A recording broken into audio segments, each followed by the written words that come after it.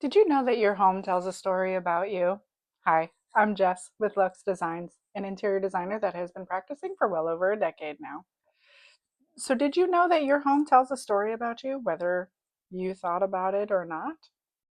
One of the first things that I do when working with a client that's thinking about remodeling or refreshing their space is a focal point. So, you always start with the focal point. What is the one item that you want to capture the eye first? And then you can build everything around it. And when you go through a room, your eye is captured by that focal point and then it is carried through the space. And as the eye is carried through the space, it tells a story about the people or the family that live there. Whether you thought about doing that or not, that's what it's doing. So, a couple of the things that are going to talk about your personality and how you actually utilize your space are going to be colors that you select for it, the style and type of furniture that you have in your space, the artwork that you have up on your walls, any kind of little decorations or tchotchkes that you may have laying around as well. These are all items that are going to talk about you. Talk about furniture. Let's say you're a larger family and you have several littles running around or teenagers running around, and you love to pile up on the sofa and lounge around and talk about your day or watch a movie or something along those lines. Your furniture likely is going to be on the larger scale and items that are maybe pretty deep and very squishy, maybe lots of throw pillows so that people can lay on them and so forth. That is going to tell a story. Maybe you don't have a bunch of littles running around and it's more of like a formal social gathering. Your furniture may be smaller so that people are able to sit upright and engage in conversation. Let's say you're an individual that has to use some type of mobility aid.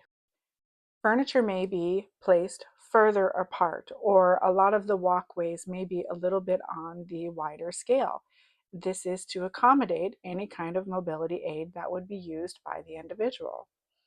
Or let's say you have a small house or a small apartment and you don't really have the opportunity to have those larger walk paths to go through. You may find that the walkways are a little bit more on the narrow side so that the individual is able to stabilize themselves by holding on to different things or just assist in their wayfinding. How your rooms are arranged or delegated also is going to make a difference. Maybe you're a family that likes to eat at your kitchen island, and that's where you like to eat your supper. Or people are in and out so much that nobody's really able to eat at the same time. A dining room may not be a necessary item for you. Maybe you have littles and you have converted that dining room into a play area so that the caregiving parent is able to keep eyes on the littles while they enjoy themselves and play.